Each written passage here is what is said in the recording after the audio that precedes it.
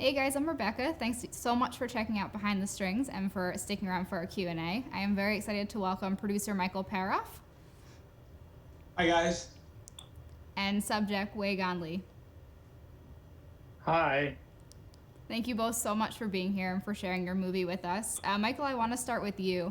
There's a great quote from Arnold Steinhardt at the beginning about how good music is supposed to give you goosebumps, and that's what the Shanghai Quartet does best. So I'd love to hear a little bit from you what drew you into string music and gave you those goosebumps, and specifically with the Shanghai Quartet, what made you want to make a film about them? Okay. Well, first, just a little bit of background. I have a China history. I had co-founded a television production company in China, dealing with all the major networks, including CCTV. So I spent a great deal of time there, and I got very connected to the Chinese culture and history. And so that was a fact in the back of my head. When I ended that, I always said China's going to be in my future. I just don't know where, and how. But that's always lingered for a long time. About 10 years ago, when I was in China, I became very interested in Shanghai, in particular, because I would travel there and I would go to this place that played jazz. It's called the Peace Hotel. It's now a Fairmont Hotel on the Bund in Shanghai. So when I saw an ad about 10 years ago in the local Montclair paper that the Shanghai Quartet, who I had never heard of, were going to be performing at the Castor Theater at Montclair State, I said, I'm going to go because I just loved jazz when I was in Shanghai. So when I got there, I opened the program and I see it's Mendelssohn, Mozart, and Beethoven, all of the three greatest known classical composers. I was shocked. I stayed for the performance. It was interesting. I like classical music as I do jazz and R&B, and I go to Ruthie's all the time to listen to in the old days before COVID-19. So I have a broad interest in music.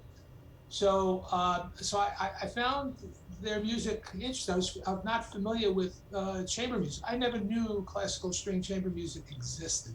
I was always more of orchestral. And I went to it and I found it interesting and I kind of tucked it away. And then several years later, just coincidentally, I met Weigand's brother, Hongong, who's the violist. Hongong and Weigang are the two founders of the Shanghai Quartet.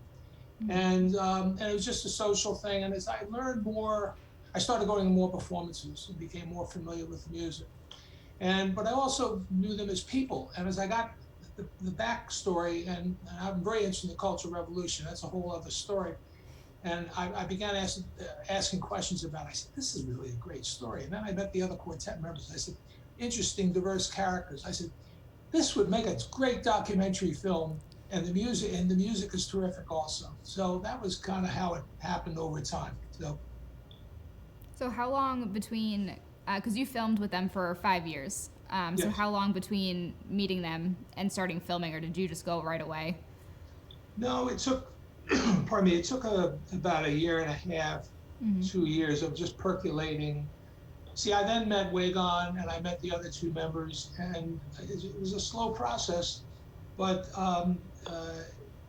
then it finally happened. And I had some other documentary film ideas, but they went right to the top when it finally, I said, aha, this is a potentially great story, great music, but also a great story about four very interesting personalities. So, and our film is not a performance film per se. We have performance, but it's really to get a 365 view of four successful top tier musicians. And that's really what we think we wanted to deliver in the film, and that we think is what we have.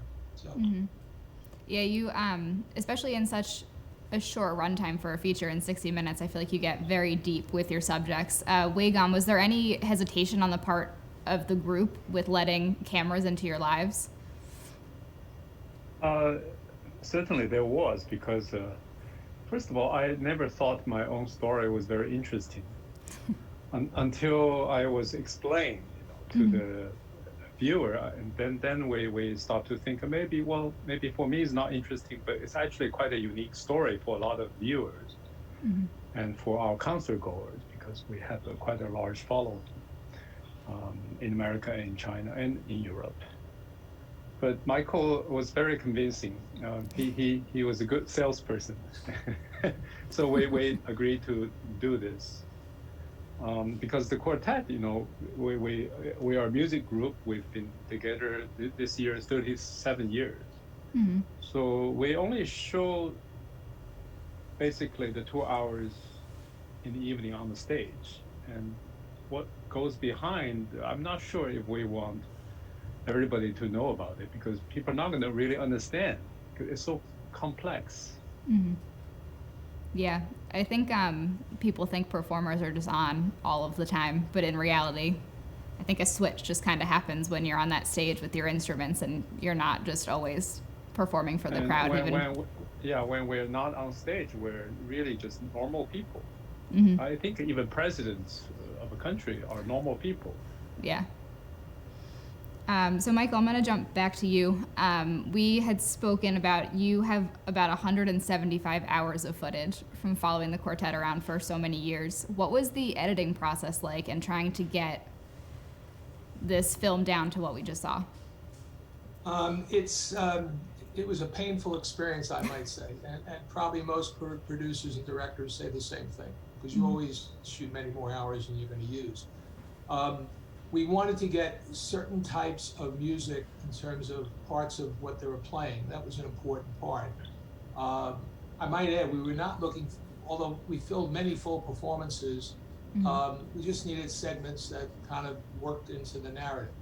But the balance of it, we didn't need to travel around the world just to get performance music, because they're very consistent. Maybe a little bit different because they're always looking to be better in the next performance, even though they performed it 4 days ago. And we filmed this. I mean, the film opens with this was in Taos, where they're arguing about something, a Brahms piece that they just performed a week earlier. And not in this version, the longer version is more interview. When we talked to Nick, I said, "Why are you arguing about something you just performed?" And they say, and Why not? He said, "See, a musician, a high-level musician would always say that." And he said, we never settle for what we just did. We're always trying to be better. And that's a very nice statement of a process where there's a lot of arguments. And and that was we think that's an important part of the film. We didn't fill it, but the 4 guys have their points of view. They may practice something 3 hours before they come to a rehearsal. They think that it should be this way, and then all of a sudden they have this negotiation. But the key thing is that we were looking. We're not just looking for performance. We wanted to see what it's like on the road. So we filmed them on planes, trains, buses, taxis, walking on the street, standing in front of hotels, because they travel 180 days a year, and that's a major part of the narrative of their life, because that 180 days is in addition to teaching full-time at Montclair State. So it's a heavy burden, and we also wanted to see how that burden worked at home. And we have, as you saw, interviews with some of the wives, 2 of them who were classical musicians, who had to kind of put their careers, because they wanted to perform, they put their careers aside because their husbands were always traveling and they had to take care of kids. So we're looking for, yes, the music, but also the travel experience and the home experience and the impact on the family.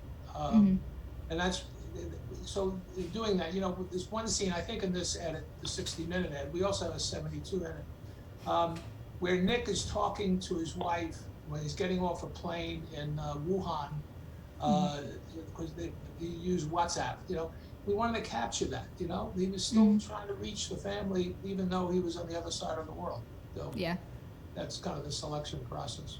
Yeah, and then in the middle of that, you also have interviews with all of these.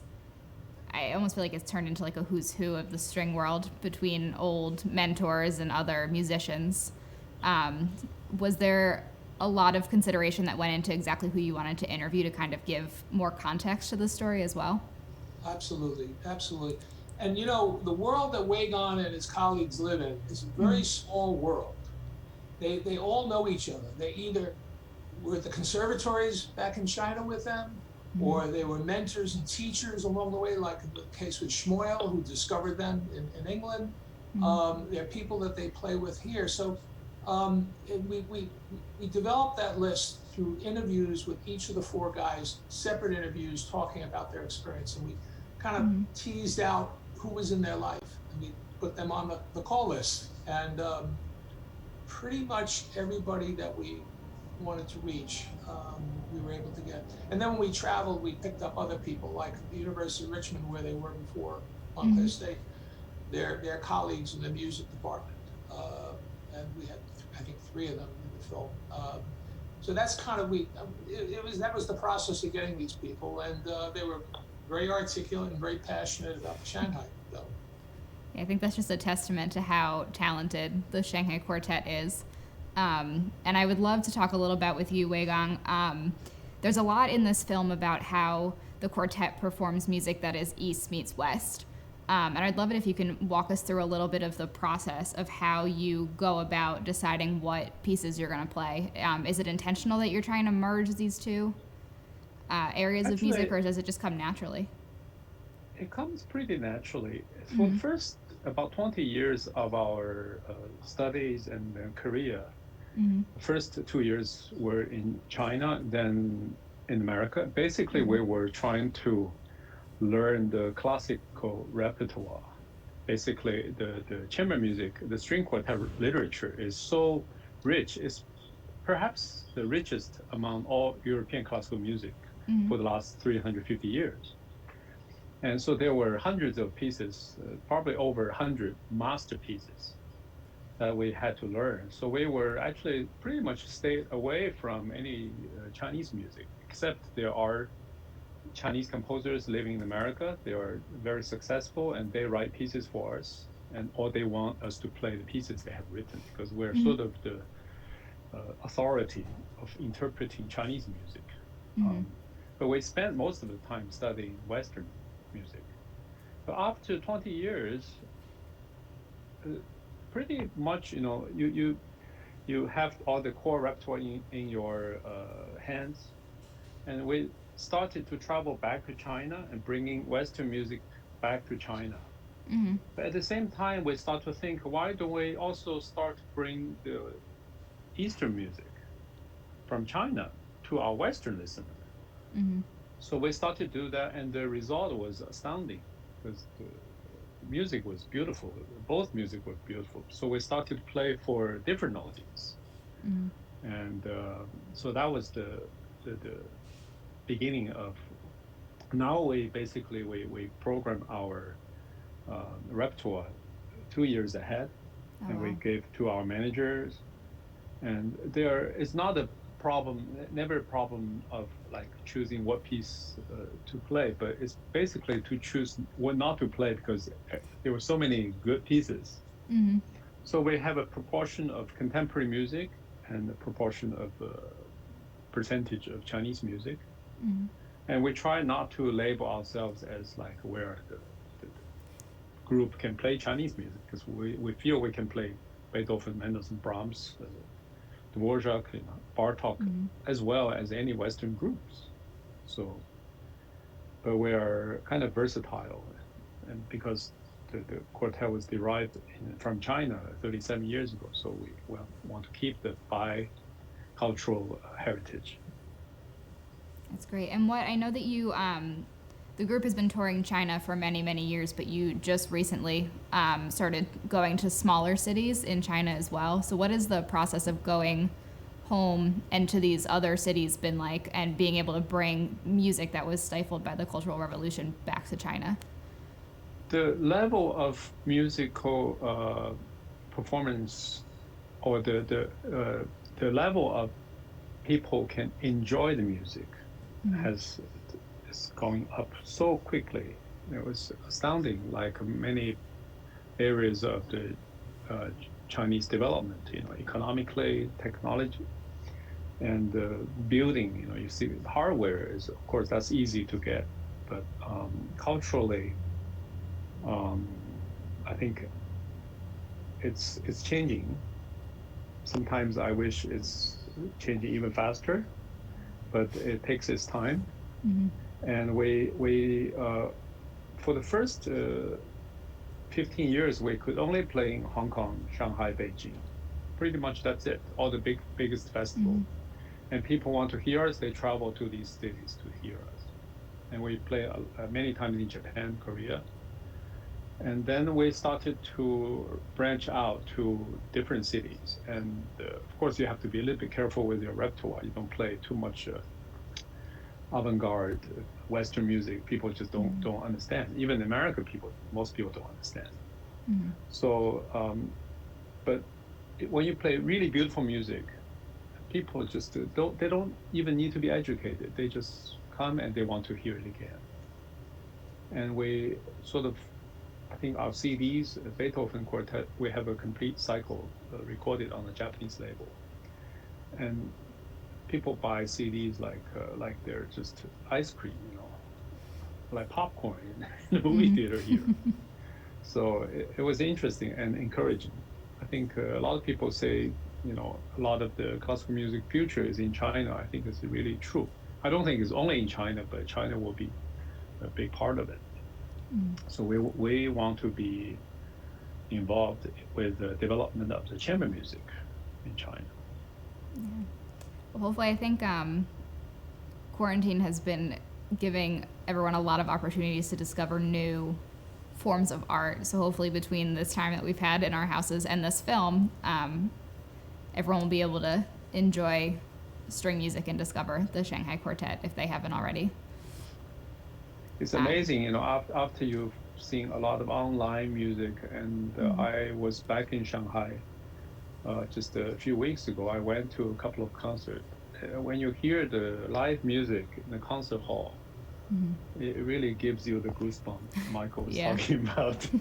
And that's what it's all about. Seeing a movie, reading a book, that's what keeps us going, I think. Yeah, definitely. Well, thank you both so much for joining us and for sharing your beautiful film with us. I hope you all enjoyed Behind the Strings, and please keep checking out our virtual cinema and our carpool theater. We have so much more content for you. Have a great day. Thank you. Bye. Thanks, guys.